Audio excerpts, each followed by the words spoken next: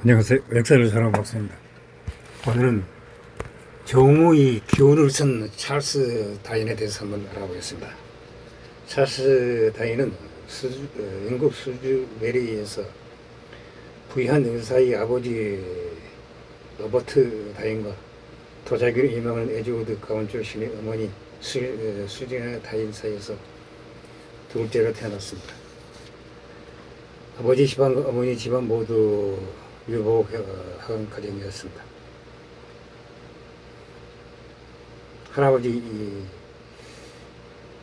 이레지머스 다윈은 유명한 의사였다고 합니다. 물론 현대적 의미의 의술을 행했던 것은 아니었습니다. 주로 약물과 심리치료를 통해 몸의 안정과 병증을 다스렸습니다. 그런 의사로서의 실력을 크게 인정받았다고 합니다. 그 능력이 왕의 기회까지 들어가 당시 영국의 국왕 조지 3세는 찰스 다윈의 할아버지에게 주치의가 되어달라고 하였습니다. 그러나 찰스 다윈의 할아버지는 거절했다고 합니다. 이러지 못해 찰스 다윈의 할아버지는 토레당을 매우 싫어하였습니다. 당연히 국왕이 주치의가 되면 그들과 엮이고 한패가 되는 것이라고 거절했다고 합니다. 그게 반드시 귀족이 자기를 수여받은 것이 분명했기 때문입니다. 그뿐 아니라 그는 노예제도에 반대하는 진보적 지식인이었습니다. 손자인 찰스 다윈의 제안과 비슷한 주장을 하기도 하였습니다. 더불어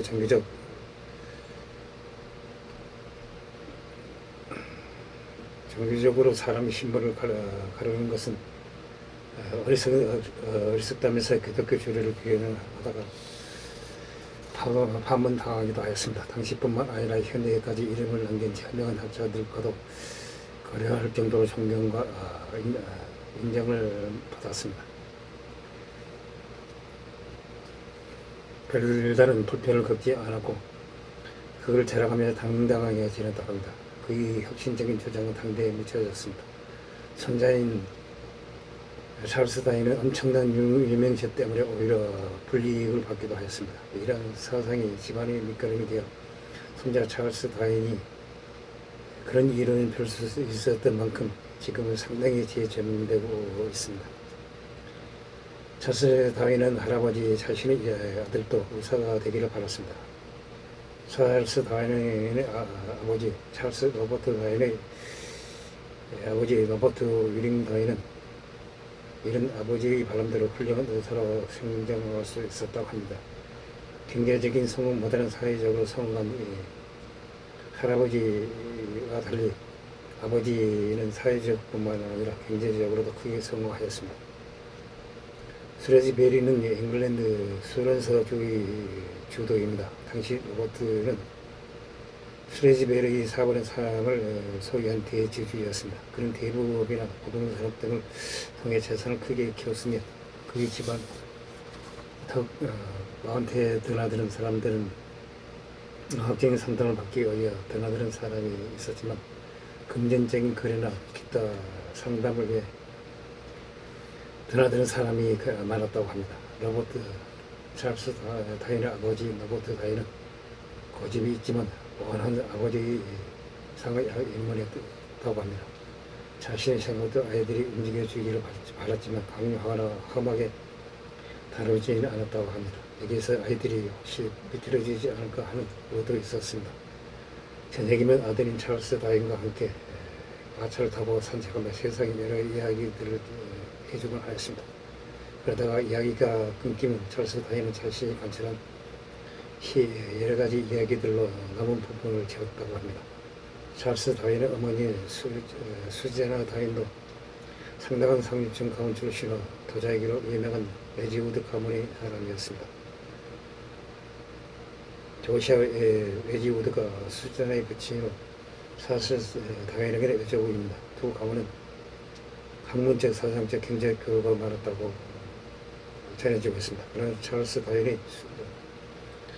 찰스 다윈은 어머니와의 관계는 매우 깊은 관계가 아니었습니다. 당시 찰스 다윈은 역할을 맡은 것은 그의 누나들 형이었습니다.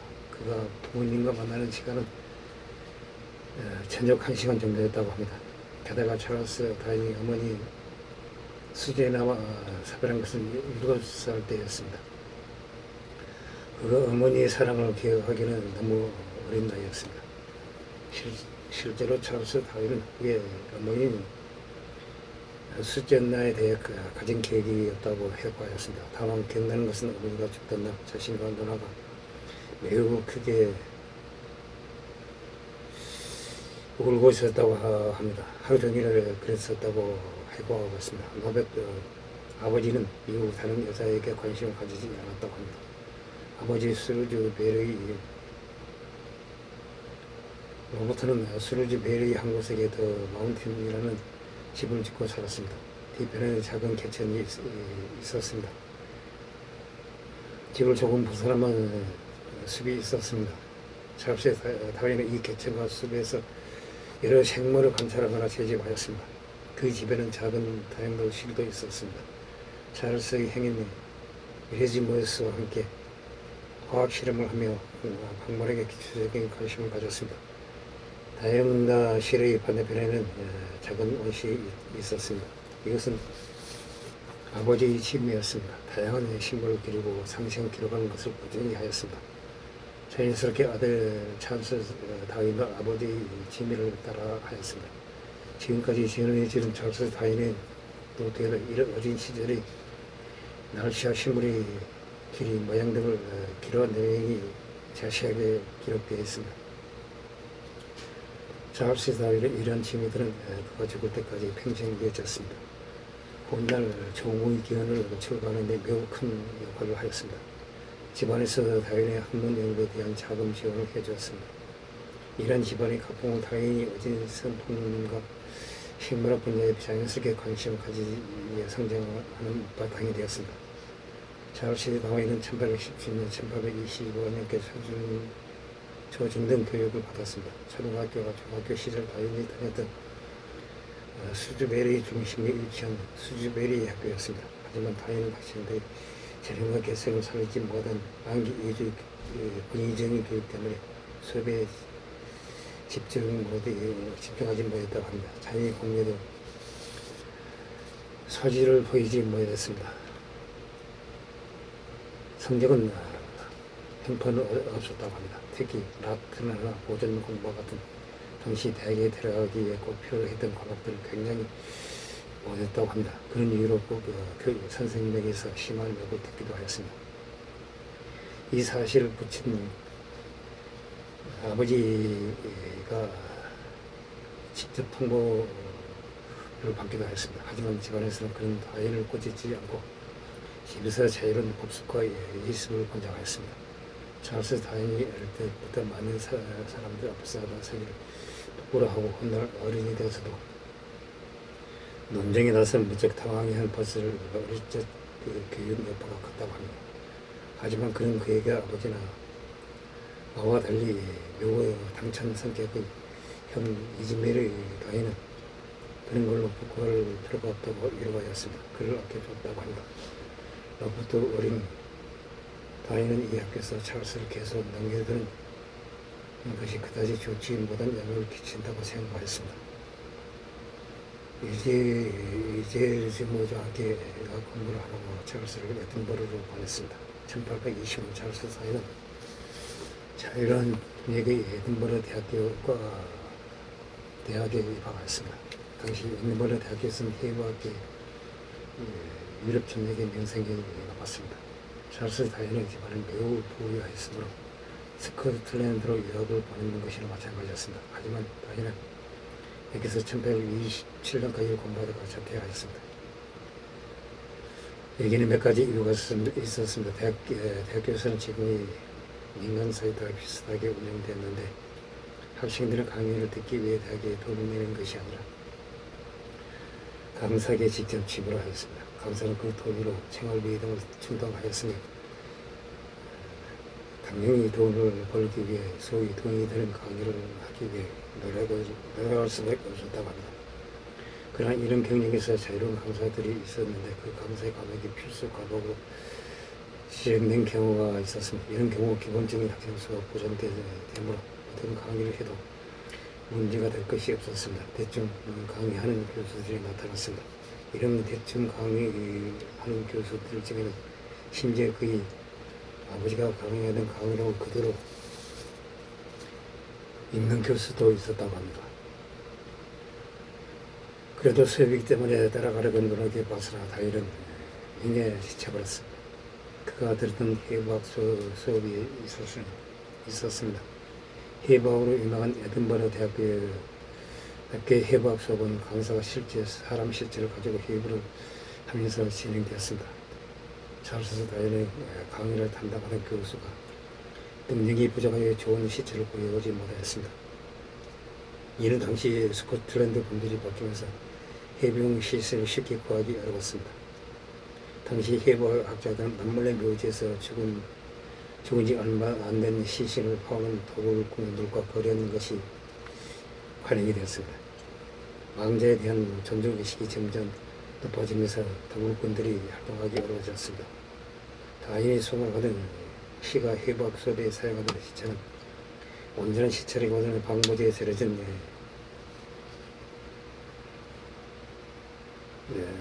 방부제에 절여진 덩어리에 불과했습니다. 공부할 만한 부분들이 이미 상당히 훼손되어 제도된 강의가 불가능하였습니다. 게다가 학생들이 직접 실습할 시시타격시 부족하였습니다. 엄청난 수의 학생들이 강당에 모여 잘 보이지도 않는 시신을 멀찍이서 바라봐야만 하였다고 합니다. 그 시체를 보면서 다이는 수술을 하는 것에 해먹을 느꼈습니다.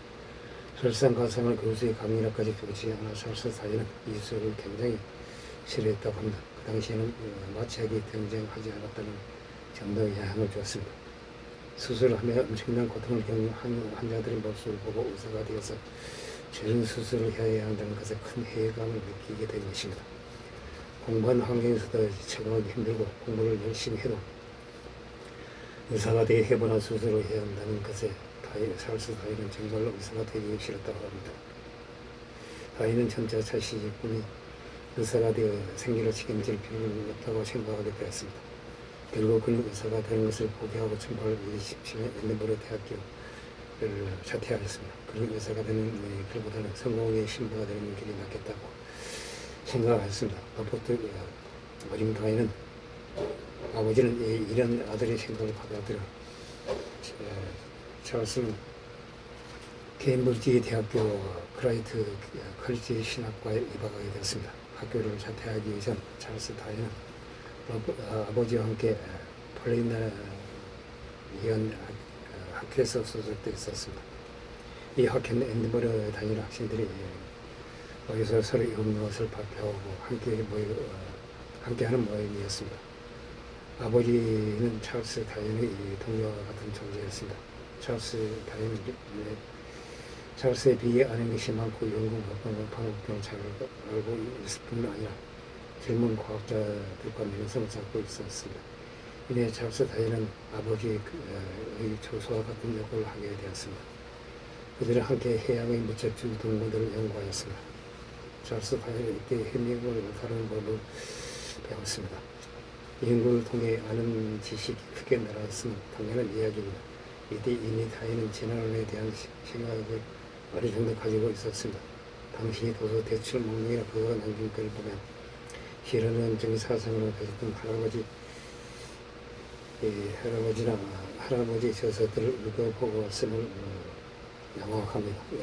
아들뿐만 아니라 당대는 진화론적 감정을 가진 진보적인 사상가들이 많았습니다. 다행히 그 영향을 받았으면 틀림없습니다. 그와 자주 붙어 다니던 아버지 역시 라마르크주의자 중 한 명이기도 하였습니다. 즉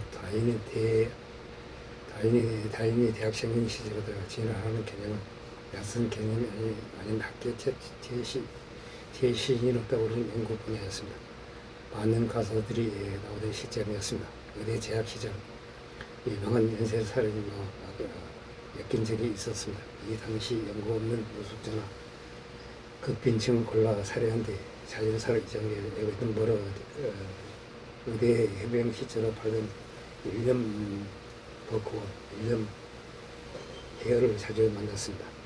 교수를 대동하거나 혹은 혼자 만나서 시체 상태를 살핀 뒤 시체 값을 주고 형정을 돌렸습니다. 나중에 사건이 발각되자 이 때문에 다인은 경찰 조사를 받고 법정에 나가 재임을 하기도 하였습니다. 그래서 후일 다인이 진화를 두고 공방을 벌일 때 공격시켜서 이 일을 기록하면 인신공격에 쓰기도 하였습니다. 공격 여전은 당신 진짜로 그 시체들이 살해당한 시체라는 걸 몰랐냐는 식이었습니다.